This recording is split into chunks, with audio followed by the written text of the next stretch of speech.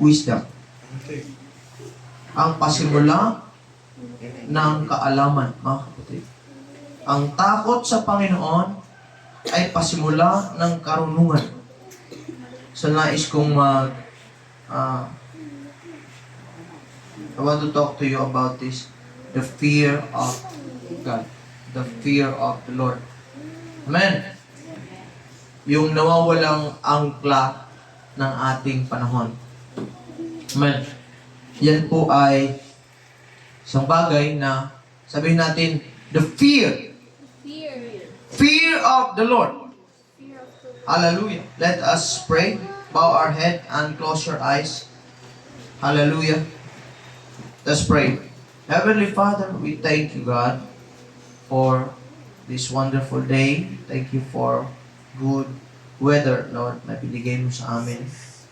Thank you for everyone na nag-effort and took a step to come in this place kung saan namin may encounter ang iyong presensya, God. In fact, Lord, we miss your presence. Maraming panahon na nakakaligtaan namin because of our busyness, because of anything else na amin pong priority. But Lord, we forgot the most important, the most valuable things ay hindi dito sa mundo, kundi ang iyong pangako, ang iyong plano sa amin. Ngayong umaga, paunahan mo kami sa aming pong buhay. Let your servant speak boldly with courage and with your anointing, for without you, Lord, this is nothing and I am nothing. Lord, ikaw ang mangusap sa amin pong puso. Kausapin mo ang bawat isa sa amin. At ikaw, Panginoon, ang mag-convert sa amin. Hallelujah. That will make us live and live a holy life, Lord. Live a life that is worthy, Panginoon, sa iyong paningin. Pangunahan mo, God, ang bawat isa. Lahat po ng maabot ng tinig na ito. Ikaw po, O Diyos, ang kumilos sa kanilang puso. Salamat, O Diyos. Pinapaubayan namin sa iyo ang lahat. In Jesus' name I pray. Amen. Palakpakan natin ang Panginoon, mga kapatid. Tumayo pwede tayong makaupo, mga kapatid. Hallelujah. In the presence of the Lord. Now, the fear of the Lord.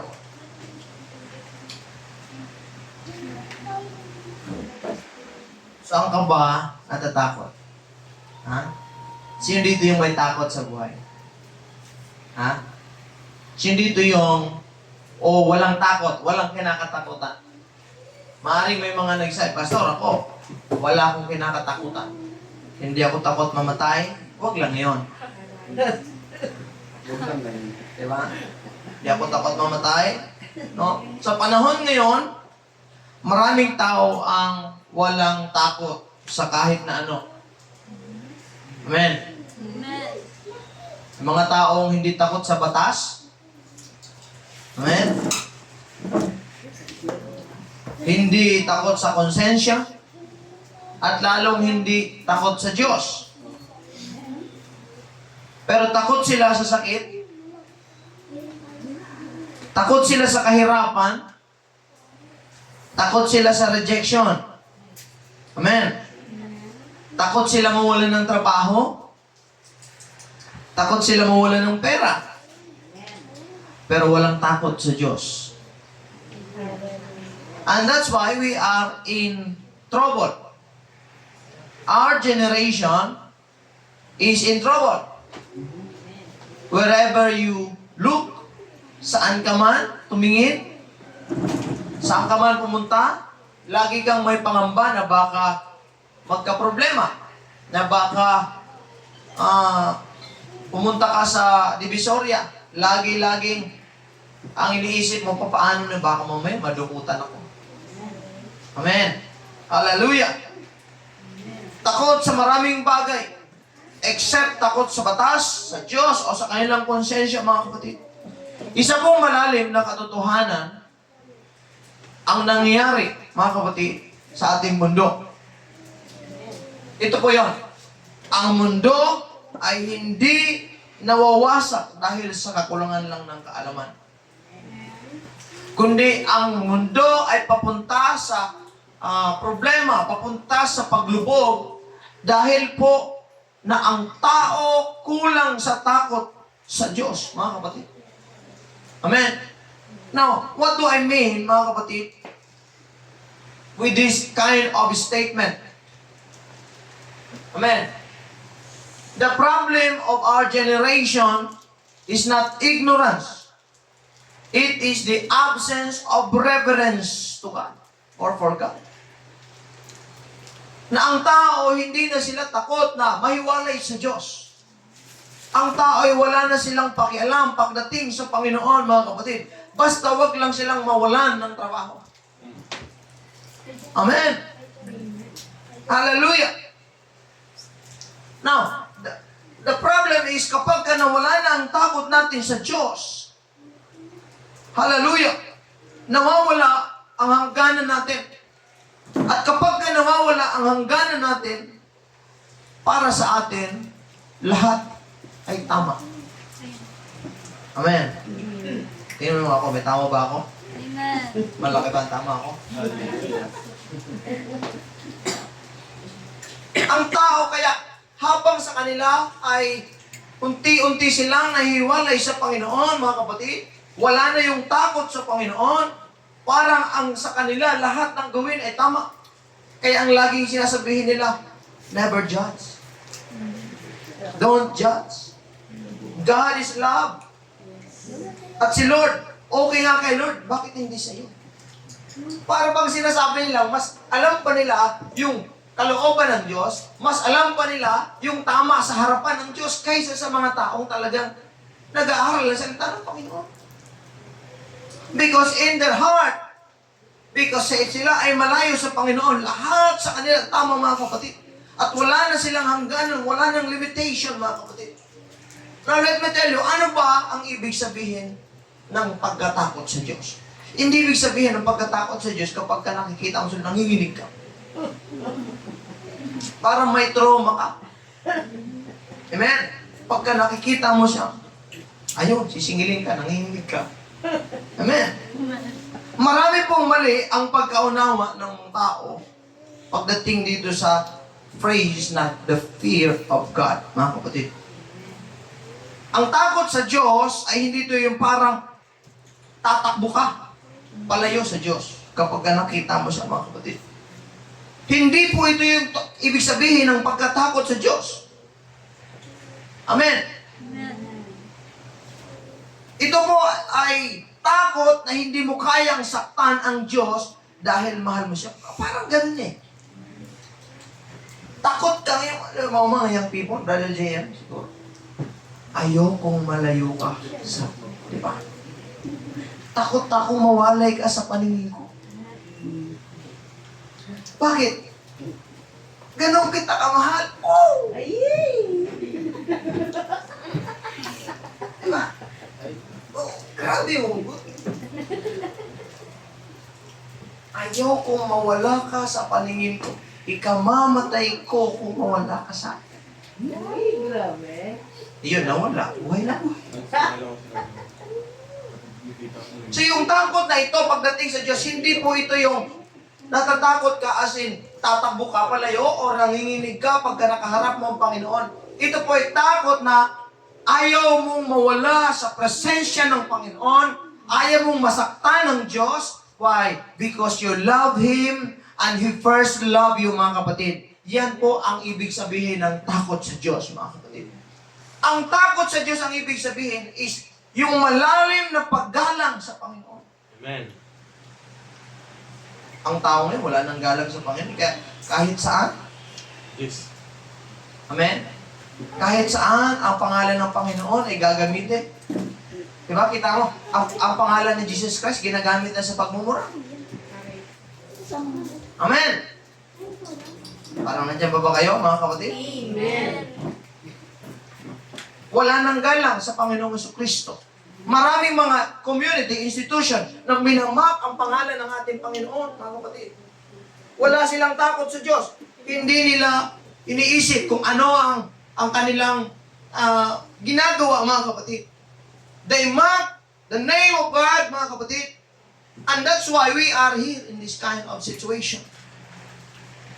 Ang takot sa Diyos ay mataas na reverence sa Panginoon. Iginagalang mo talaga. Pagdating sa mga bagay ng Diyos, hindi mo ginagawang biro. Hindi mo pinagpaliban. Kasi nga, una, ito po'y kondisyon ng puso ng tao. Na kapag kamahal mo talaga ang Diyos, ay hindi mo hayaan na masaktan ang Panginoon. Hindi mo hayaan na siya ay mabaliwala. Hallelujah! Yan ang ibig sabihin ng pagkatakot sa Diyos. It means a righteous awareness that God is God.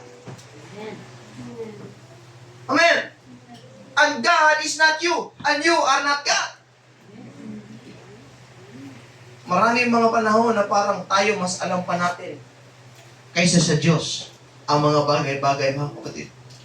Notice the word, sabi niya, the fear of the Lord is the beginning of wisdom. Ang ibig sabihin, hindi tayo magiging tunay na wise kung wala ang takot sa Diyos. Kung wala tayong pagkatakot sa Diyos. Pwede kang matalino. O, lahat ng matalino. Taas kamay. Walang matalino, mga kapatid. Humble lang pa siya. Di ba? Alam mo na, kung matalino ka, alam mo hindi ka matalino. Amen. Ibig sabihin, kahit may kakayanan ka, pwede kasi matalino ka, pwedeng educated ka, successful ka, but without the fear of God, kulang tayo sa foundation. Kaya kita mo yung mga namumuno sa atin. They are educated, galing pala siya sa Harvard, yung iba, Princeton, mga kapatid. Lahat ng magagandang eskwelahan, Ateneo de Manila, De La Salle University, Far Eastern University, Near Eastern University. Lahat, mga kapatid, ng magagandang eskwelahan, nandun sila. They are educated, they are bright, and they are successful. But they don't have the foundation, which is the fear of God. Na look, ano yung nangyayari sa panahon natin?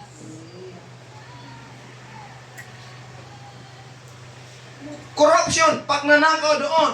Kaya sabi ko sa mga nag-aaral, kung kayo nag-aaral kayo, police, educator, lahat, kahit makamtan nyo lahat ng bagay sa mundong ito, without the foundation, and that is the fear of God, wala talaga.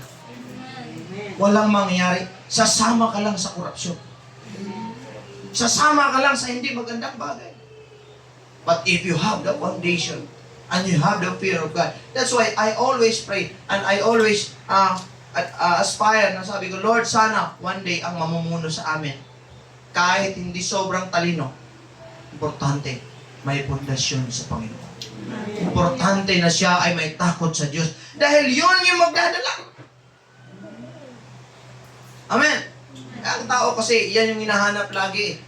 Kailangan magaling ka mag-English, you know? Huh? That's why. Very good.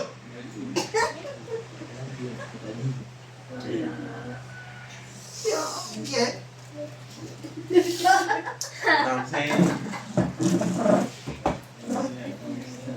That's good.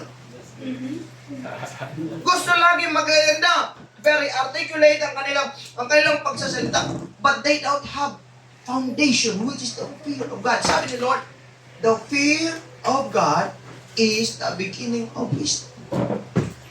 So you cannot be completely wise without the fear of God. Saan ang gagaling ang karunungan? Sa Diyos nang gagaling ang karunungan, mga kapatid. Hallelujah. Kaya lang, ito nga, minamata ng mundo, mga kapatid, ang wisdom na nanggagaling sa Diyos. Amen? Hindi lahat ng marurunong ay matatalino. At hindi lahat ng matatalino ay may takot sa Diyos. Amen. Look what is happening right now. Pero kung may takot ka sa Diyos, mga kapatid, lahat nakapaloob sa pagkatakot sa Panginoon. Palapakan natin ang Panginoon. Maraming mga tao hindi alam anong ibig sabihin ng takot sa Diyos. Gusto kong linawin sa inyo, ang takot sa Diyos ay hindi takot sa parusa. Amen. Maraming mga tao ganito. They serve God, they come to church because ayaw nilang maimpyerno. Takot silang mapunta sa impyerno. At may mga pastor na nananakot naman talaga. Kapag ka hindi ka nagsimba, susunugin ka doon, lilitsinin ka doon. Di ba? Gagawin kang crispy pata. Doon, wala. Totoo yan mga kapatid na yung lugar na yun is a place for those people who never serve God, who never love God. Pero ang pagkatakot sa Diyos, hindi ibig sabihin nito na matakot ka dahil paparusahan ka. No. Si Lord, never si Lord nag-ooperate ng fear.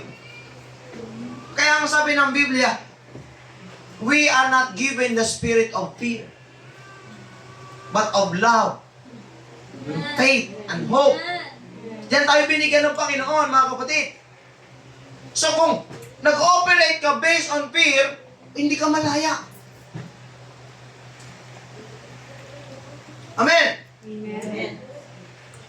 Ang pagkatakot sa Diyos, ito po ay pag-iingat natin sa relasyon natin sa Panginoon. Yan ang ibig sabihin ng pagkatakot.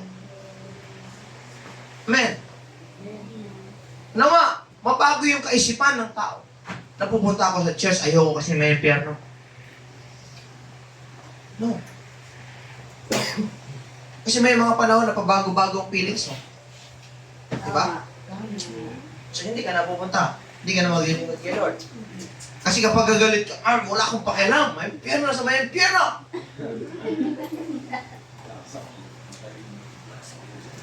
Nalala niyo yung kwento ng isang bata. Naligaw siya. Kapatid. Tapos, siyempre, sa tahanan, walang kapayapaan. Magulo ang tahanan niya. Sobrang inis ng bata. Lumayas siya. Laglakwat siya at kung saan saan nagpunta.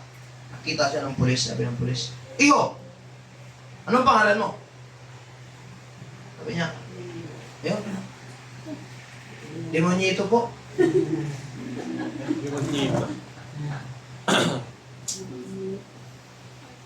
Saan ka galing? Impyerno. Diba? Ayaw maniwala ng pulis, mga kapatid. Sabi, babalik na sa bahay. Sabi niya, galing nga ako sa impyerno. Pangalan ko nga demonyito. Hindi, uwi kita, taga saan? In short, na-trace yung bahay niya, mga kapatid. Pagdating nun sa bahay, pagbungad niya pa lang sa pintuan, bugbugan yung mag-asawa, mga kapatid. Sabi ng asawa sa lalaki, "Demonyo ka!" Sabi nung isa, "Ikaw rin, demonyo ka!" Na-confirm ng pulis. Sabi niya, mga demonyo ngayon mga tao dito. Makalayas na nga dito sa impyernong bahay na to. O, di ba? Sabi ko sa'yo, siyempre. Impyerno talaga ang bahay niya.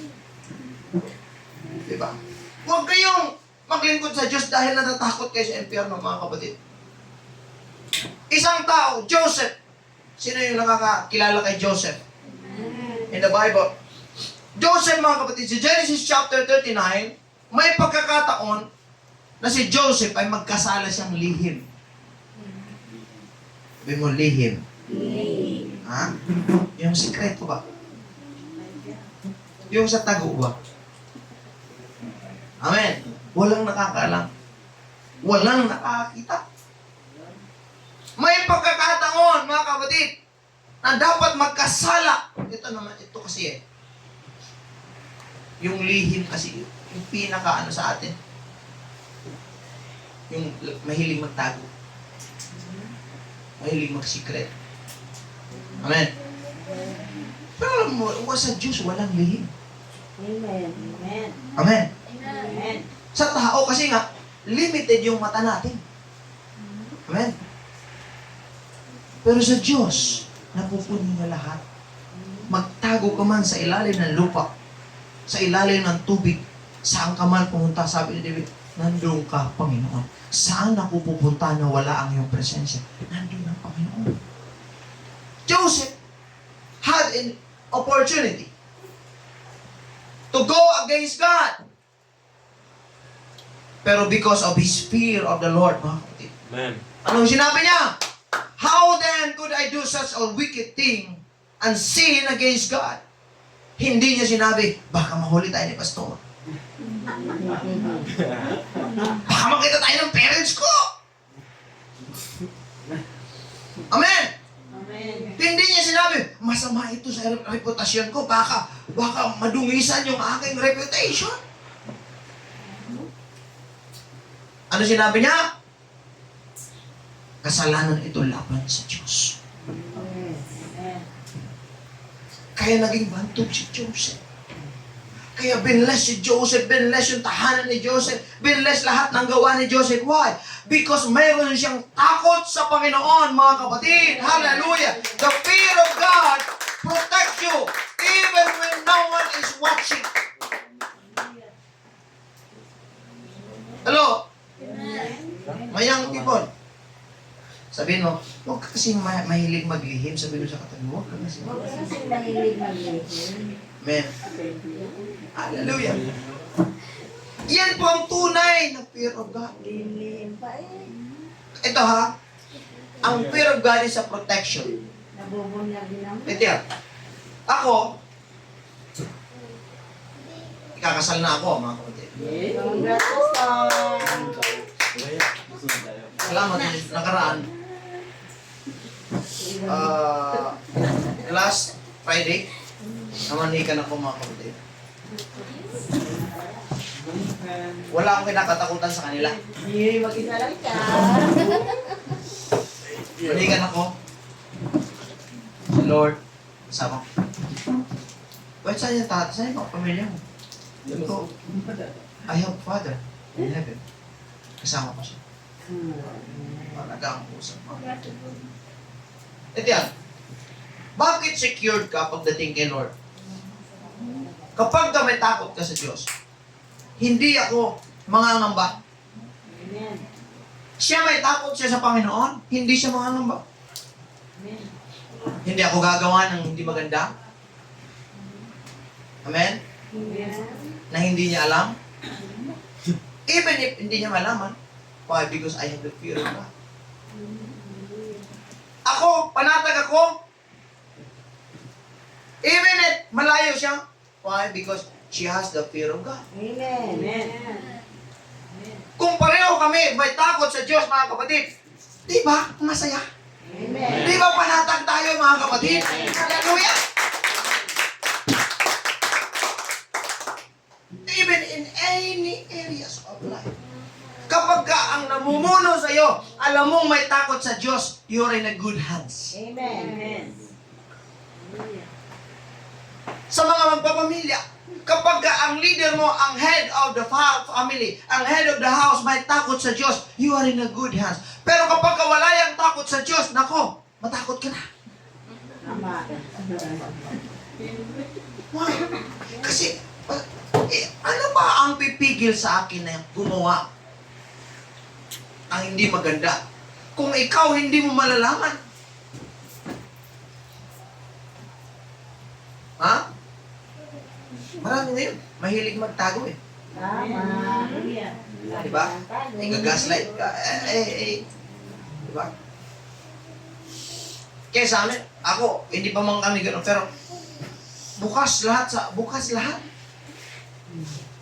Pagka darating, wala na parang magmamadali, uy.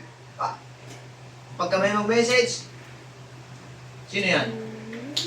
Pakibukas na, sino yung ano? Oh, may tumawag sa'yo. Sino?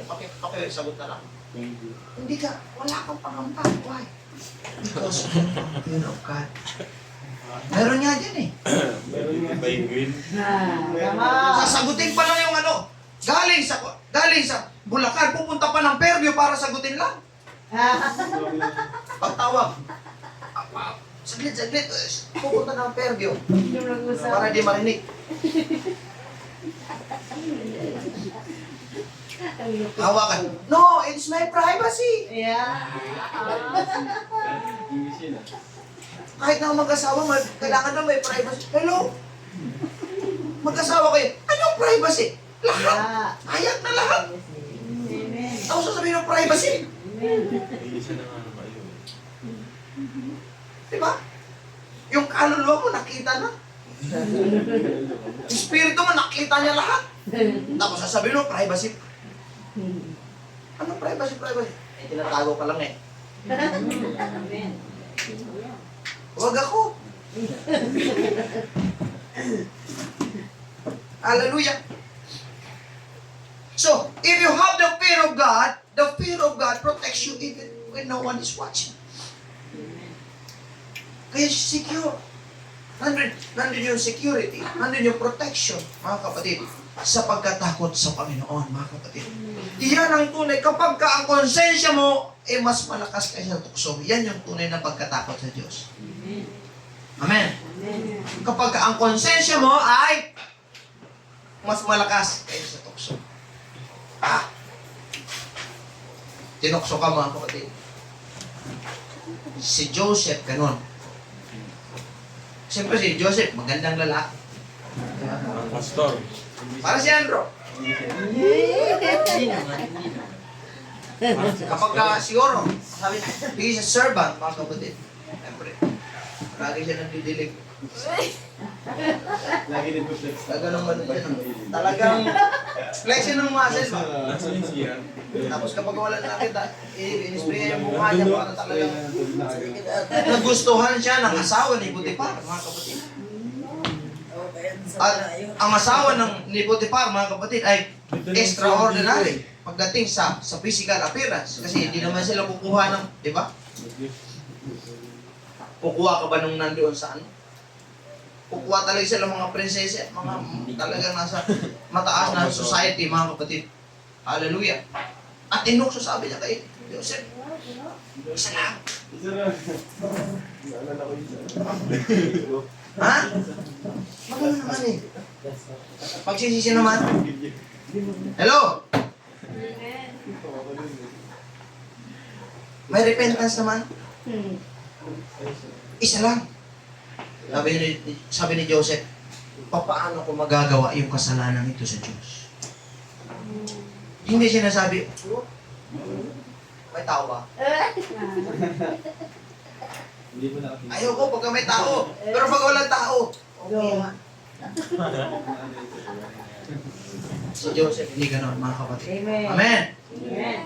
Ang problema sa ating henerasyon, ito mga kapatid, kung ano yung mga nangyayari sa ngayon, ang tama, mali sa henerasyon natin ngayon. Amen. Men, men. Amen. Yes. Amen. Ang mali, Tama. tama. Sabi na po. Iyan po ang nangyayari kapag ka wala na ang pagkatakot sa Diyos. Amen. Amen. Ang kasalanan ay tinatawag na choice. Yes. Amen. Men. Ang holiness, outside, inward appearance, tinatawag nilang old-fashioned. Diba?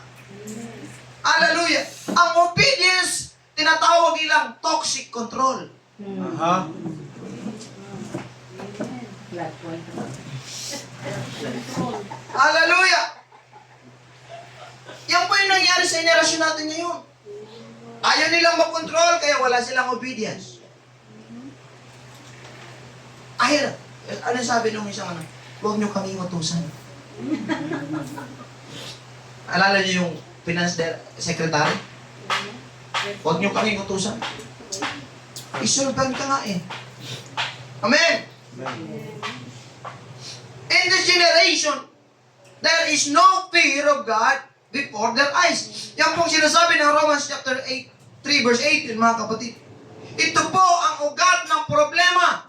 Yung walang pagkatakot sa Panginoon. At ito po ang naging resulta. Broken family. Hello?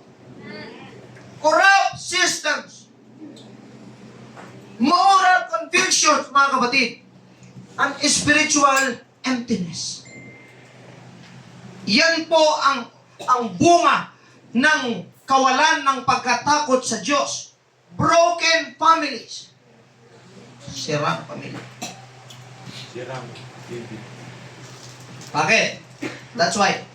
Hello, mga young people. Let me talk to you.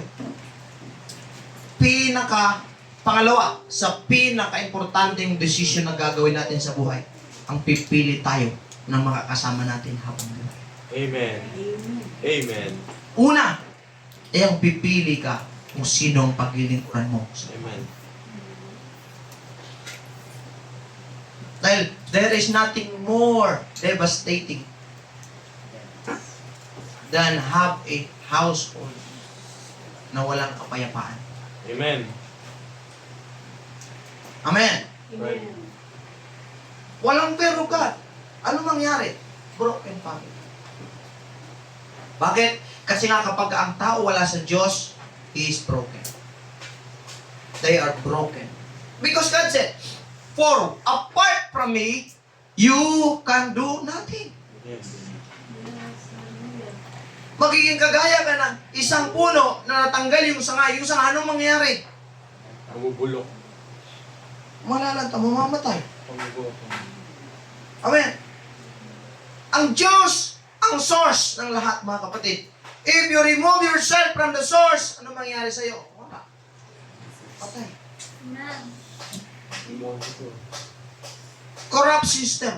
Yung system na meron tayo ngayon, sabi nila, gusto natin palitan ang system. Hello? Hindi system ang problema. Ang problema ay ang tao. Yung kanilang takot sa Diyos. Wala na, mga kapatid. That's why they are confused. Morally.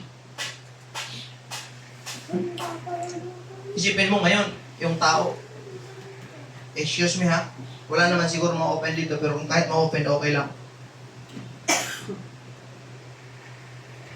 Yung katawan mo, lalaki, pinanganak ng lalaki, confuse ka. Hindi, ipinanganak ka sa maling katawan. You are born in the wrong body. Niniwala sa onse. So, don't call yourself a male or a man. You are a woman. Maling katawan. So, pag tinawag mo siya ngayon, ang gagawin niya ngayon, mag-makeup. Mag-dress as a woman.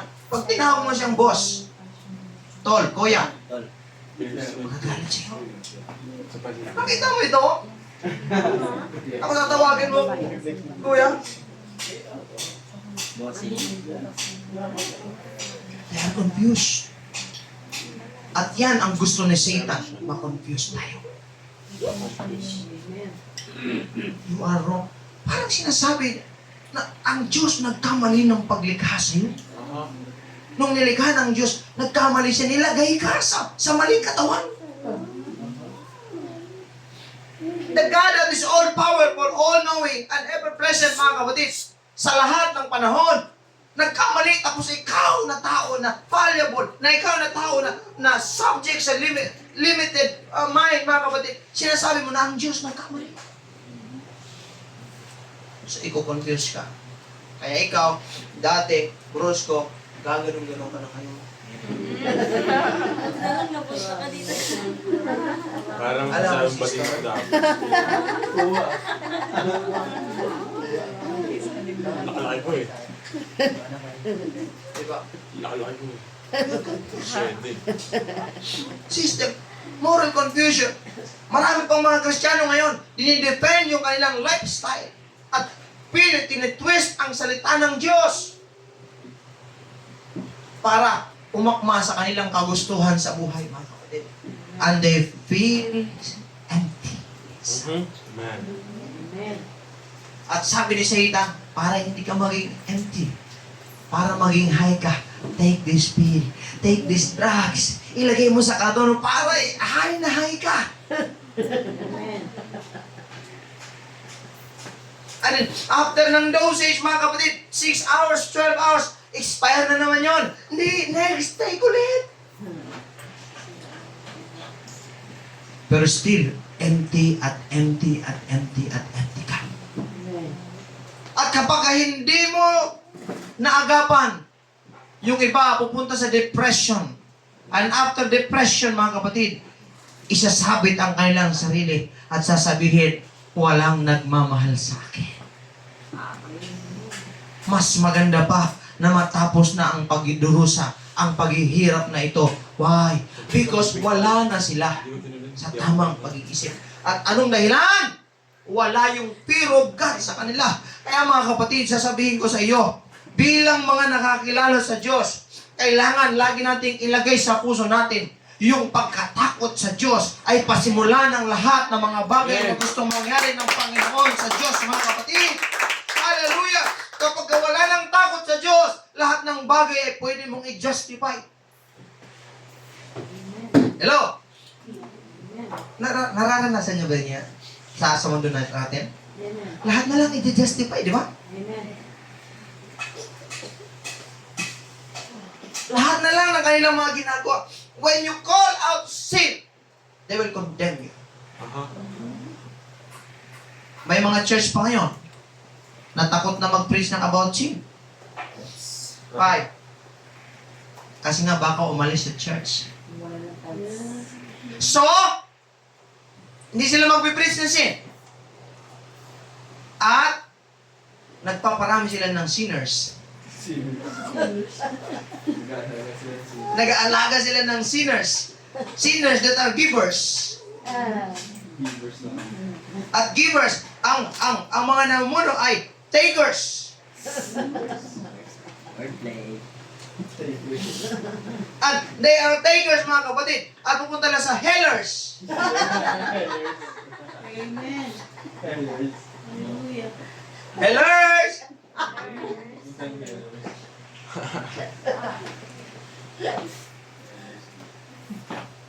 Kahit ano pang sabihin mo, the truth is the truth.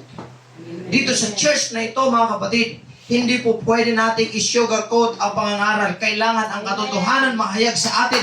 Because the only one that will set us free is the truth. And that is our Lord Jesus Christ. Ang salita ng Diyos, kailangan may pangaral, mga kapatid. Why? Kasi nga yan ang cure sa atin. Ang salita ng Panginoon, ang pagkatakot sa Diyos, mga kapatid. Now, Pastor, ano na natin ang problema?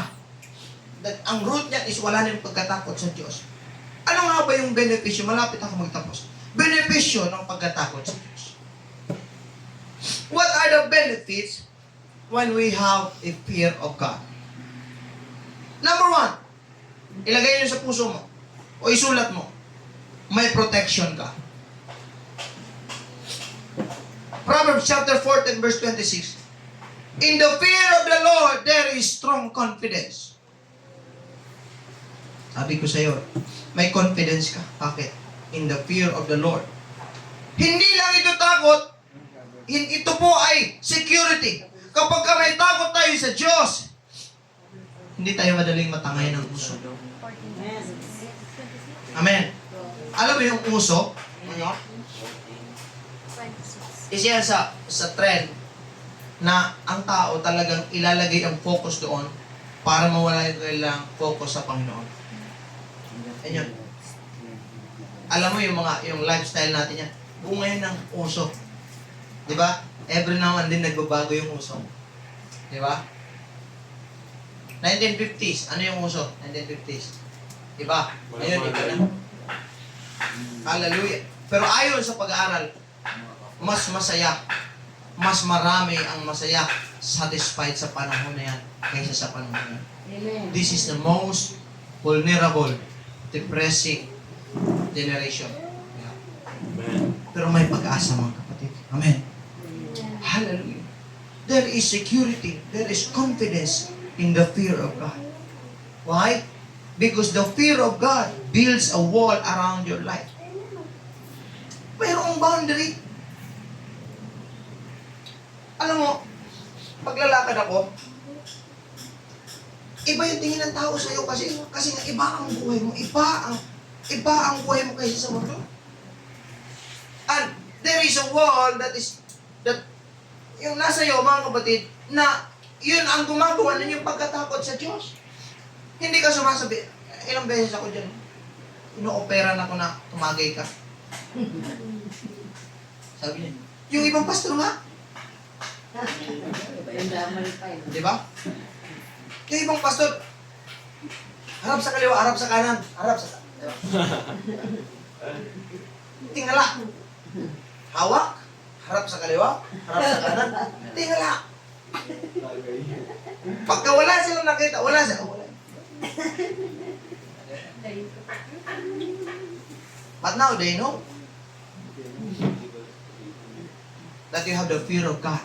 Amen. Amen. That's why, mga Christians, ingatan ninyo ang inyong pamumuhay sa labas. Dahil kayo po ay salamin ng tao. Kayo po ay walking scriptures, mga kapatid. Na kapag ka nakita ang buhay ninyo sila, paano sila makukumbinsin na kayo ay sa Diyos, eh pare-pareho kayo ng ginagawa? Tama. Amen. Diba? Akayin mo ako sa church. Diba? Eh, kagabi lang. Magkasama tayo sa bar. Amen. Diba?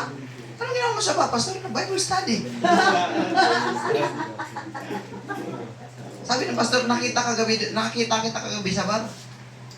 Anong ginawa mo doon? Pastor, Bible study. Ay, bakit yan doon, pastor? May visitation ako doon.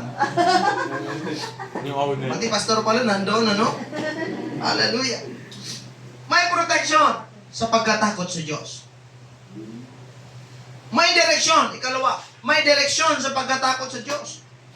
Ang pagkatakot sa Diyos, yan yung nagbibid, nagiging kumpas, mga kapatid, sa buhay natin. Hindi ka naliligaw kahit ang mundo ay magulo. Amen. Why? Because ang sabi ng Biblia, Thy word is the lamp unto my feet and the light unto my path. Amen.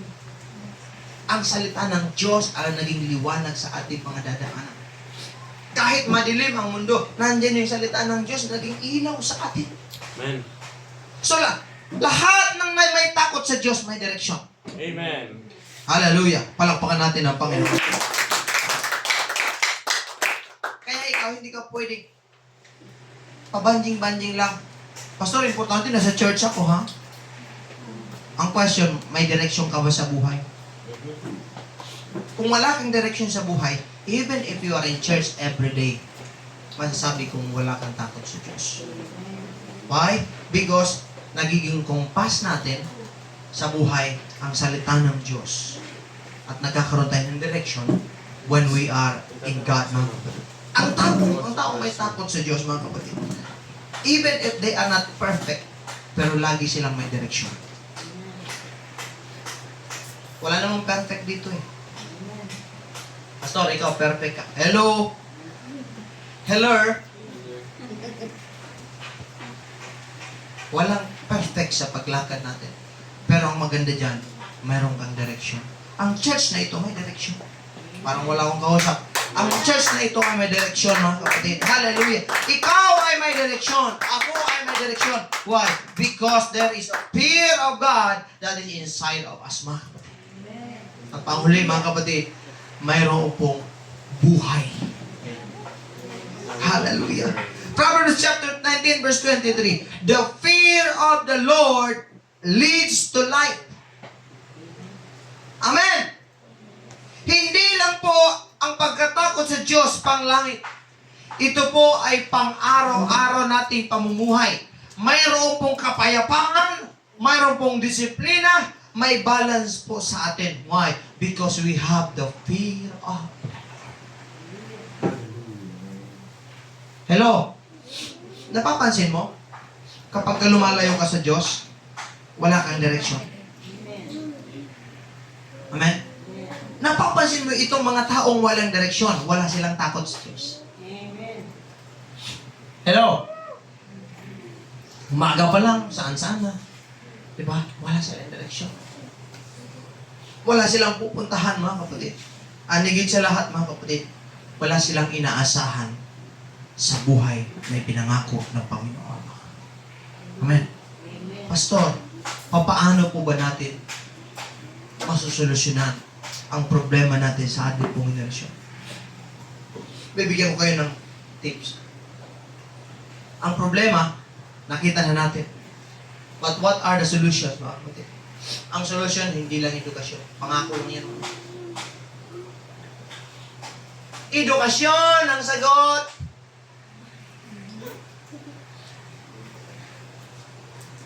Sa kinabukasan. Di ba? Ito ang sinasabi sa atin. Edukasyon ang kailangan para sa matagumpay na kinabukasan. So, tingnan mo yung mga namumuno. Educated. Di ba? Well-versed. Pag nag-English talagang, hello. Lahat. Marami silang alam. Economic. Pero, look, what happened? Anyari? Hello? Amen. So, ang solusyon malinaw na hindi lang dapat edukasyon. Hindi lang teknolohiya, mga kapatid. Hindi lang batas. Ang kailangan ng henerasyong ito ay ang muling maibalik ang takot sa Diyos, mga kapatid. Ulitin ko, ang kailangan ng henerasyon na ito ay muling maibalik ang pagkatakot sa Panginoon. Hallelujah! Amen. Kapag ka bumalik ang pagkatakot sa Diyos, babangon muli ang kabanalan. Aayos ang pamilya. Liliwanag ang ating mga konsensya, mga kapatid. Magkakaroon tayo ng tunay na pagbabago. Alam mo, malapit na ang 2028. Magkakaroon ng panibagong presidente. At mangangako na naman, change is coming! Mangangako na naman na kapag ako nanalo sa iyo, dagat ipapasimento natin. Pamilya, magpapagawa tayo ng ano. Dati pa yan. Lumang tugtugin na yan. Wala pa rin. Even if magaling ang presidente natin, wala talagang tunay na pagbabago kung wala ang pagkatakot sa Diyos. Amen. Hallelujah, hallelujah. Why? Because the only way that the order will return if the fear of God returns in Amen. our hearts. Amen. When the fear of God returns, order returns. Because God is the God of order. Amen. And we are in a generation that is always out of order, out of place, mga kapatid. Pero kapag may takot tayo sa Diyos, we will go back in order, mga kapatid. Nandiyan na naman yung maayos na buhay, maayos na pamilya. Paggalang sa pamilya, paggalang sa magulang, paggalang sa anak, pagmamahal, walang bisyo. Lahat, mga kapatid, nasa ayos. Bakit? Nandoon yung pagkatakot sa Panginoon. Amen. Amen. Hallelujah! Ang pagkatakot sa Diyos, hindi po pagpapaliit ng mundo mo. Minsan kasi inisip nila, kapag ka naglingkod na ako sa Lord, liliit na ang mundo ko. Hello? Huwag ka. Yung iba nga sa atin, may sariling mundo eh. Malaki yung mundo mo. May sarili kang mundo eh. Hallelujah! Hindi mo pinapaliit ng pagkatakot sa Diyos ang ating pong buhay. Pinapalawak po ng pagkatakot sa Diyos ang buhay papunta sa tamang direksyon. Amen. Amen. Amen? Amen. Ang pagkatakot sa Diyos, sasabihin ko sa iyo, hindi po ito tanikala. Hindi po ito'y posas. Hindi po ito'y kadena, mga kapatid. Hello? Ito po ay kalasag natin. Ito po ay lakas natin, mga kapatid. Hallelujah. Hindi po ito lumang tugtugin na noon pa. Ganito dapat. No. Hindi po yung luma, mga kapatid. Ang pagkatakot sa Diyos, ito po ay dapat walang hanggan. Yes. Hallelujah. Palampakan natin ang Panginoon. Kaya sasabihin ko sa bago tayo, tumayo, mga kapatid. Mas mabuting mabuhay tayo na may takot sa Panginoon Amen. kaysa mabuhay tayo na walang direksyon sa mundong ito. Amen. Yan ang pinakagusto kong sabihin sa iyo. Mas mabuhay na may takot ka sa Diyos. Hallelujah. Kaysa mabuhay ka. Gusto mo lahat. Wala nang direksyon ang buhay mo, mga kapatid. Hallelujah. So sa henerasyon na ito, whether ikaw ay matanda na or bata pa, lalo sa mga young people. Hello! Sabihin mo sa katabi, baka natutulog na yan. Good night. Good night sa kanila.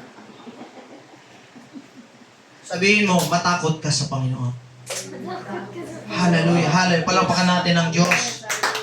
Hallelujah, hallelujah. Kailangan maibalik yung takot natin sa Diyos. Kapag walang takot sa Diyos, mabilis lang gumawa ng mga bagay na hindi kalooban ng Panginoon.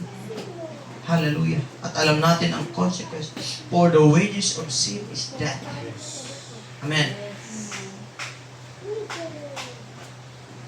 At ang future natin, hindi secure when we are living without the fear of the Lord. That's why young people, hindi aksidente na nandito ka ngayon. Amen.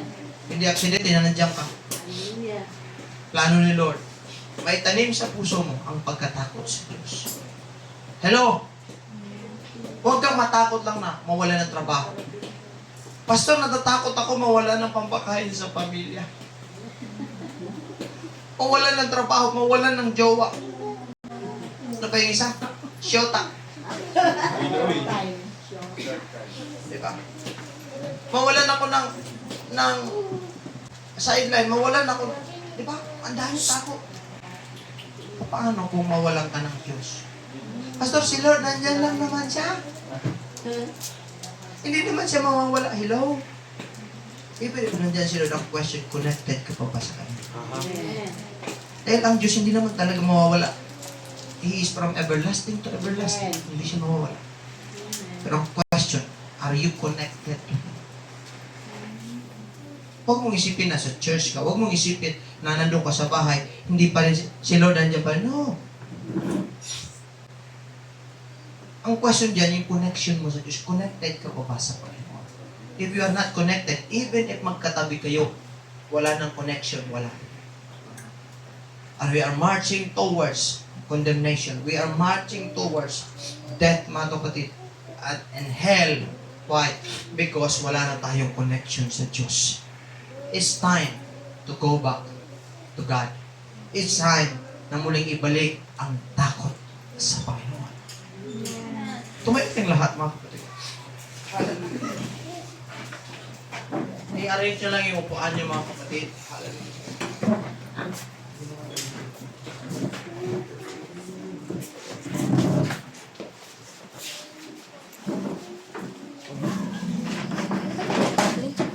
Play.